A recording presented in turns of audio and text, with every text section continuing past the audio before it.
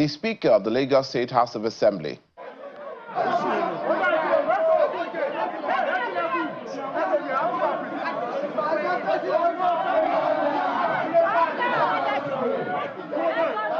And that was the turmoil at the Lagos State House of Assembly, where the Speaker, Oyetola Miranda, has accessed her office and has taken charge of proceedings of the House after what appeared to be a standoff with security personnel who manned major roads leading to the House premises. Our correspondent there reports that there was a mild drama initially, as we just showed you, when security operatives tried to gain access to the chamber. Plenary could not hold earlier as security operatives manned all the roads leading to the complex. As the event unfolded, workers of the State Assembly surrounded the Speaker, insisting that they want her to remain as Speaker, and in the process, lending credence to reports making the rounds that the Speaker has been asked to resign or may be impeached.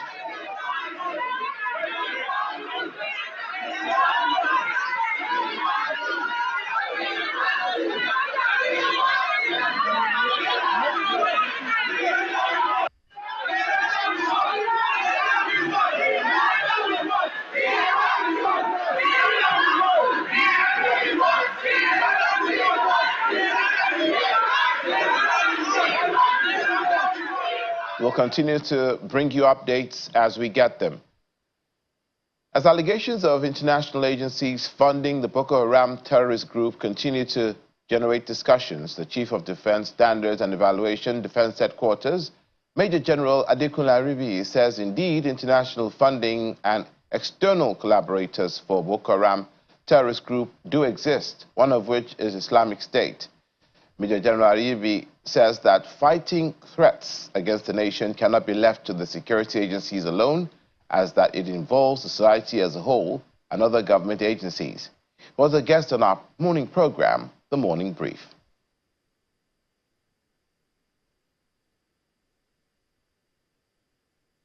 It's obvious that the operations of Boko Haram, Islamic State in the West African province has metamorphosized since their allegiance with the ISIS, and they have had access to international funding which is beyond the shores of Nigeria.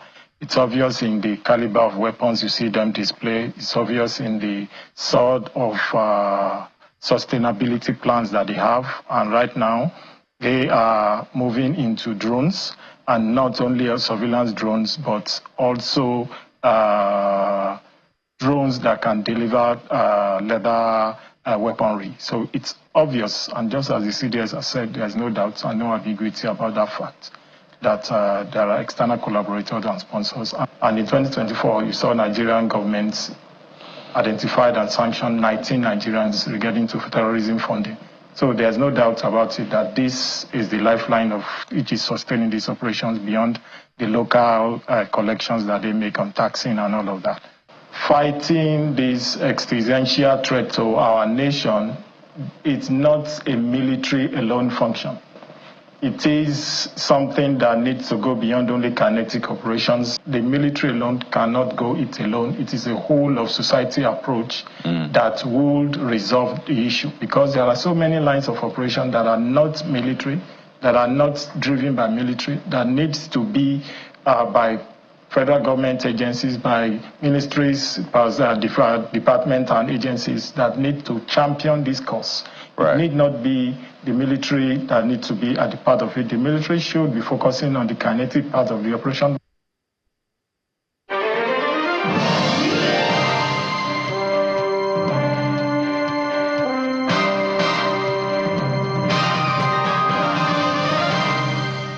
You're watching Newsroom series. Our focus today is the southwest region of the country.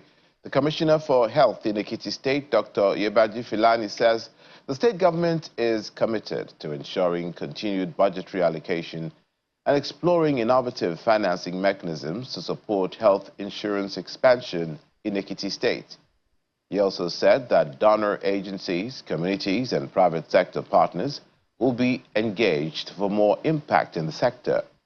Speaking in Ekiti at a one-day research dissemination meeting focusing on data to policy action. Dr. Filani noted that areas requiring more action and support, in addition to impact recorded, include maternal and child health services, health insurance scheme, and community health networks, amongst others. If you take a look at what used to happen 4 or 5 years ago, we've seen a significant decline in people not coming to our primary health centers to receive care. We now have many more women trusting the health facilities, government-owned health institutions, to be able to deliver. And I think that's a significant plus for the work that has been done. But of course, there are still some who still, visit some of these other facilities for various reasons. It could be religious, it could be personal preferences. Our responsibility, of course, as a government is to continue to support and create that enabling environment, but also to share with them and communicate appropriately some of the work we're doing.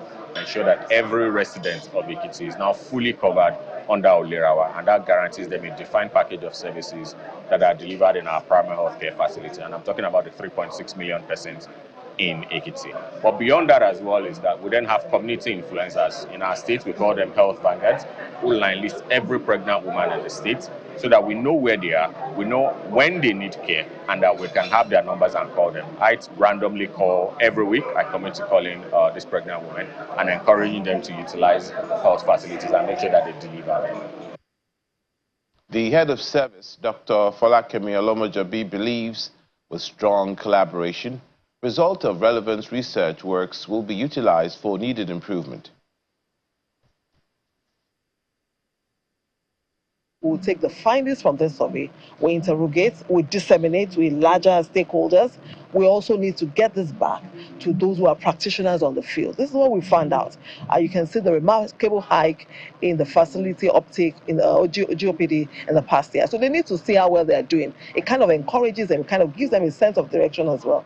I think the findings of this survey will inform policy largely.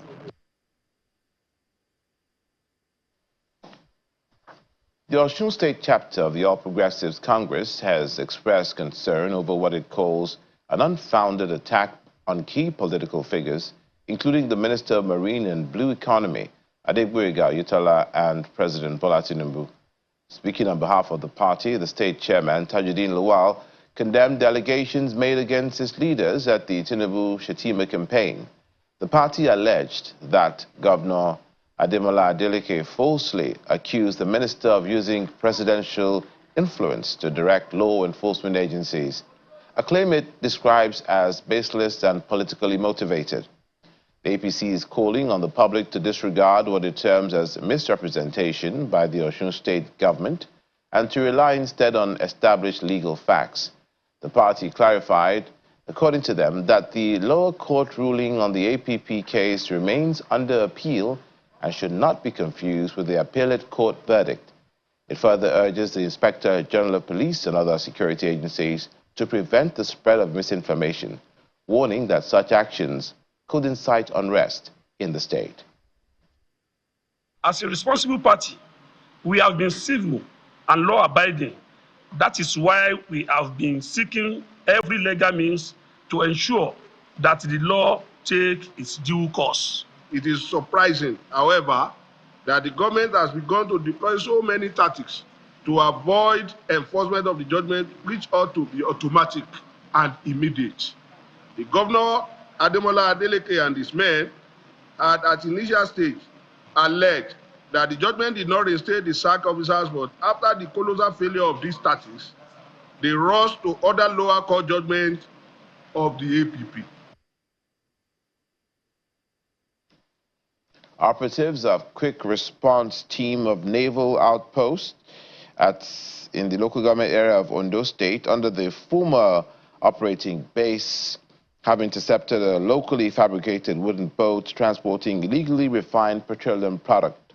The team, led by the base operations officer, seized a total of 1,400 liters of illicit oil stored in 44 jerry cans.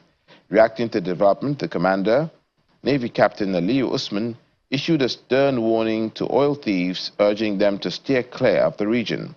According to Captain Usman, the seized boat and its contents will be deactivated in line with the existing regulations and directives from the Defense Headquarters.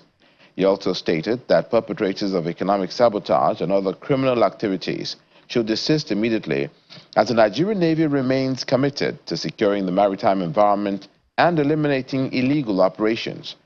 The naval boss reiterated that the Navy will not relent in its effort to safeguard Nigeria's waterways and protect critical national assets from criminal elements. Working towards social inclusion, the Oyo State government has inaugurated a steering committee and a technical working group for the effective and sustainable management of gender-related issues in the state. The event, which also celebrated the International Day of Zero Tolerance for Female Genital Mutilation, was held at the local government staff training school secretariat in Ibadan. While inaugurating the committee, the Commissioner for Women Affairs and Social Inclusion, Mrs. Toyin Balogun, says the fight against female genital mutilation and other forms of sexual and gender-based violence is not an isolated struggle, adding that they go hand in hand with the need for economic empowerment and rehabilitation of women and girls. The Commissioner for Women Affairs and Social Inclusion, Honorable Mrs. Toyin Balogun. Series of awareness programs to end female genital mutilation and gender-based violence are being carried out through various platforms to ensure that people are more aware and conform to the dictates of such engagements.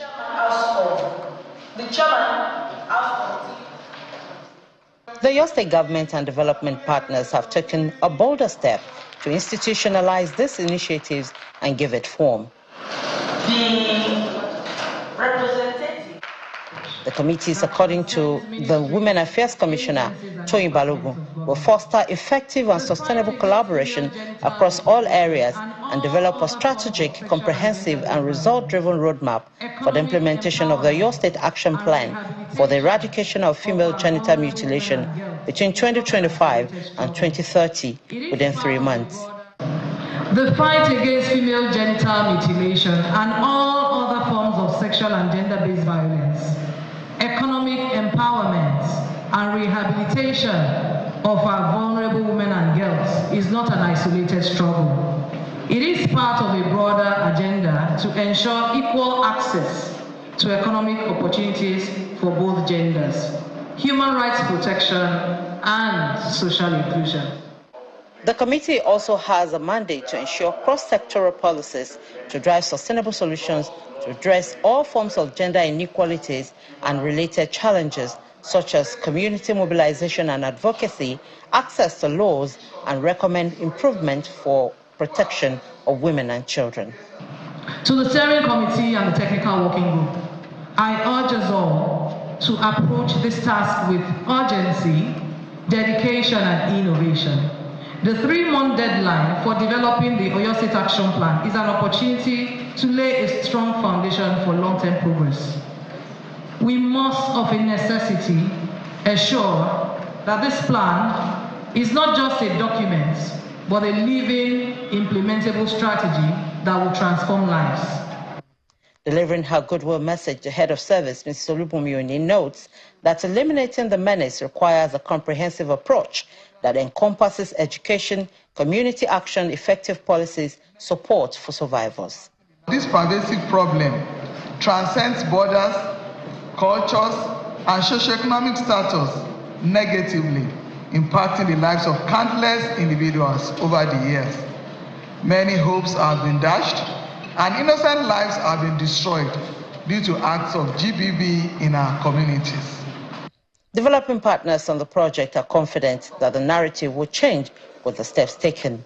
Together with the Ministries of Women Affairs and Social Inclusion, Health, the State Primary Health Care Board, and the Ministry of Justice also, we have built a strong framework that not only prevents FGM, but also heals and empowers the survivors. In 2024 alone, with funding support from UNFPA, a total of 5 courageous survivors received life-changing surgical repairs for FGM here in Oyo State at the Jericho Nursing Home, which was supported by the UNFPA. The technical working group will serve as the engine room for strategic planning, data-driven interventions, and capacity-building initiatives, while the steering committee would provide oversight, policy direction, and advocacy to ensure sustainability and impact. Bukola Uriowo, Channels Television News. You're watching Newsroom series on Channels Television. Coming up, the National Agency for Food and Drug Administration and Control, NAFDAC, starts a program to create awareness on the dangers of drug abuse. Please stay with us.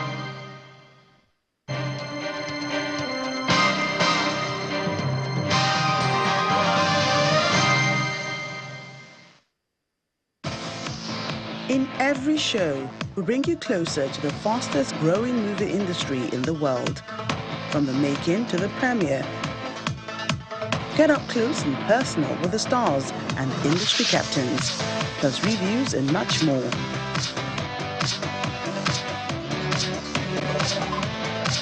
Nollywood Uncut, every week at these times.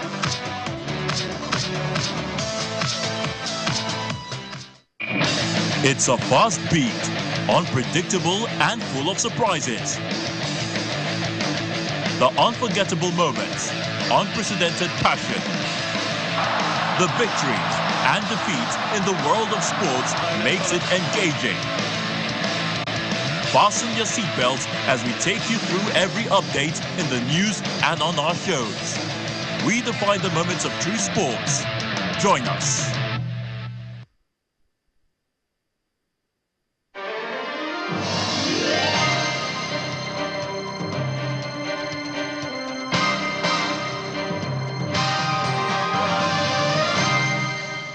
Welcome back to Newsroom Series. Our focus is the Southwest region and in the security sector. Men of the Ondo State Security Network Agency, Amotekun Corps, have intercepted over 100 men from the northern part of the country in the state. Parading the men at the headquarters of the Corps in Akure, the state capital, the commander of Ondo, Amotekun Adeleke, notes that they were apprehended from different parts of the state in 2 trucks, saying the governor has directed they should be returned to where they came from, warning that there will be no hiding place for hoodlums.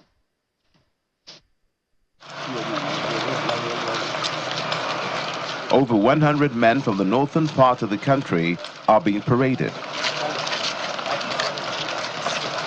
These men are gathered here at the headquarters of Amotekun Corps in Akure, the Ondo State capital. The commander of Ondo, Amotekun Adeleke, notes that they were apprehended from different parts of the state, loaded in 2 trucks. Mr.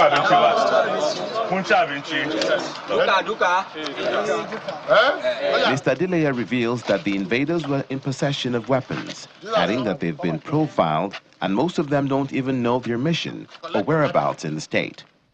Over 100 young men without purpose, not even knowing their destinations, we are picked up in various points. When will they not turn to something else? And what will it be? Criminals. We'll be having a running battle with kidnappers and armed robbers across the state in recent times. And we are resolute to drive them away from the state. If you don't have any business in our forest, what are you doing there if you don't have sinister motive? Meanwhile, the chairman of Ondo State Hausa community, Bala Umar, commended the efforts of Amotekun in ensuring adequate security in the state. I really appreciate the governor for saying they should take them back. Or it's a criminal thing to come without any chance to enter forest to cause problem here. We appreciate the governor, we appreciate Amotekun too for taking care of them and going back where they come from. With the beefing up of security by Amotekun, it's expected that the recent upsurge in cases of kidnapping will be drastically reduced, even as these men are set to be sent back to the northern part of the country.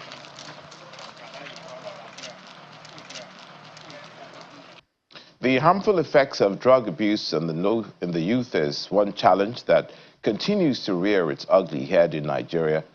But the National Agency for Food and Drug Administration and Control, NAFDAC, says it will not relent in efforts to rid the country of drugs and substance abuse in all forms, especially among young people.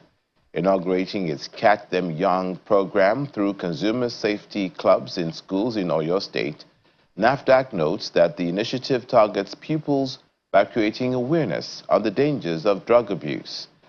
Starting the pilot project for the year at the Obasiku High School in Ibarapa East Local Government Area, NAFDAC Consumer Safety Club becomes the watchdog for students, by students, for a drug-free, productive life.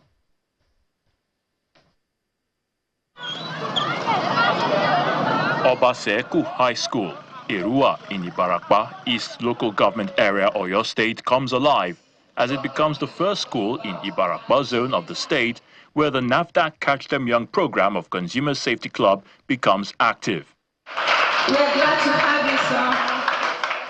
According to NAFDAC, statistics show that a staggering figure of about 4.3 million Nigerians are hooked on different kinds of drugs.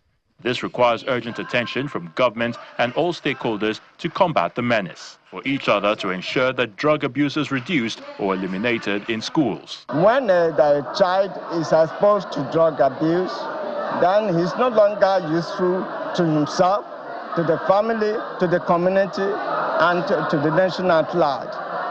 Drug and crime are proportionate to each other. When a child is exposed to drug abuse, he'll be exposed to crimes.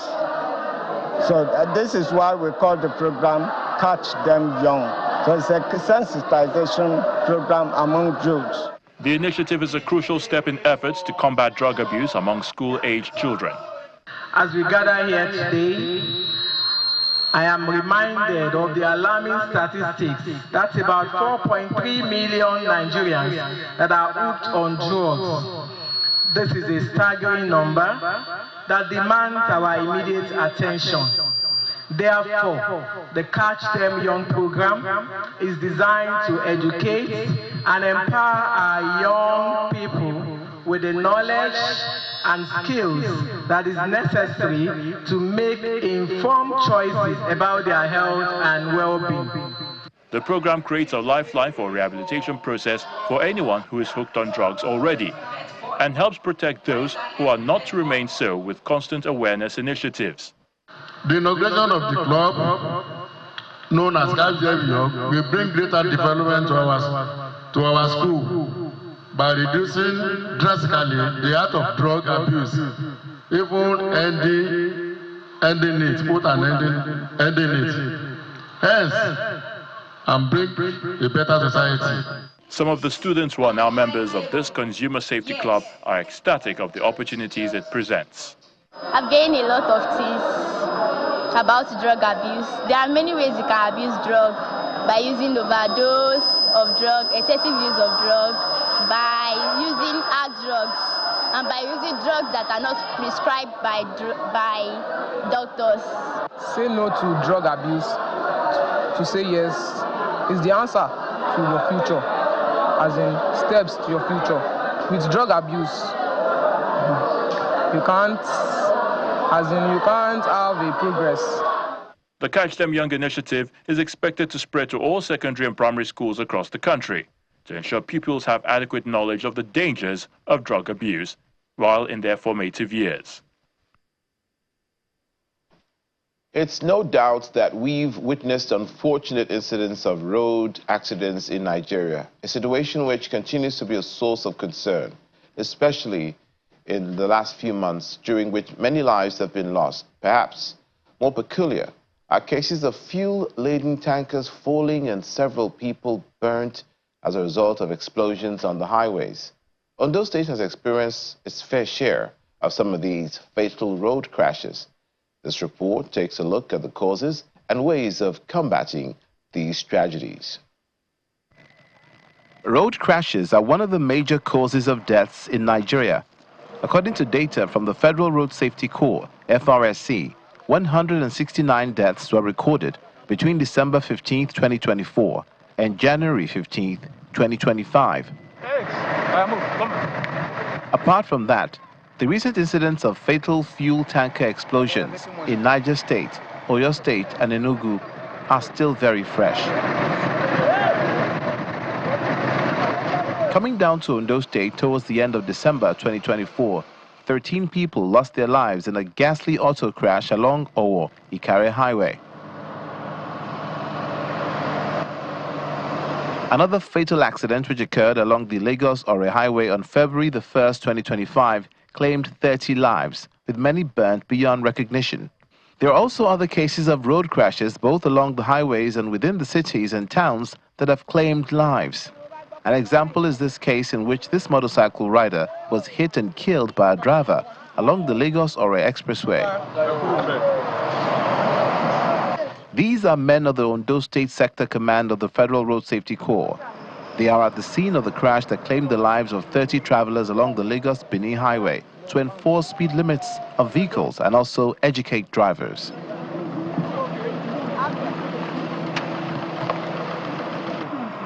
say NURTW, you are not registered. You just use the bus for commercial. Do you know that it is wrong not for you to have a passenger's manifest when you are... Is there any place where you don't drive one way as you come to? I bet as I ask, looking at the answer, if you don't drive one way, when I tell you. You see police, you see road safety, when we are stopping you, you pass gently, like a gentleman, not that you be dragging your people away from the road. The Corps Commander of FRSC in Ondo State, Dr. Samuel Ibitoye, expresses worry over the fatal road crashes as he appeals to drivers and other road users to always exercise caution on the highways. Patience is the key word there. If you are patient, then you get to your destination safely. And you don't just argue with anybody. Please go defensive. Go defensive. Believe that the person that is driving, that is coming behind you, does not know how to drive very well. Believe that the person that is coming in front of you is an amateur driver, and be careful about your own driving. So when you do, you have a buffer that would give you a leeway to move out of trouble. That is my advice to people. Patience is the answer. Professor Mobolaji Stevens is of the Department of Logistics and Transport Technology at the Federal University of Technology, Akure, Ondo State. He gives insight into the causes of frequent road crashes and how they could be minimized. Many of our drivers run at very high speed that are above the limited speed for those roads. And then we also have the road infrastructure themselves not being adequately maintained. The surfaces are bad. And then many times when you get to the parks, before the drivers get to leave the park, just take a random sampling. You just walk around any driver, you will see them smelling of alcohol. So they are all under influences. Most of our drivers are all under influences of alcohol, and they are not themselves when they are on the road. Other concerned parties also share their thoughts on how to address the hydra-headed question of dangerous driving on Nigerian roads. I cannot see a driver that is speeding. If I only approach him, I will tell him, my friend, your speed is too much. Lower your speed. If you didn't hear, you can go. Then me, I'll continue my own journey. When your vehicle is not in order, you're not supposed to put the vehicle on the road. You take the vehicle to mechanic and tell the company, then they will put the vehicle in order. Because if there's anything happen on that road, it's the driver that will carry the whole blame. Anytime I'm not with my own vehicle, my own car, I stay at the front. Because I normally control and tell the driver to, but the way I'm seeing this driver is normal. The unfortunate and preventable loss of lives due to road accidents in Nigeria must be reduced. This is a collective responsibility of everyone, especially the government and the road users. That's where we leave it on Newsroom Series today. Thank you for watching. I'm Olumide McCall.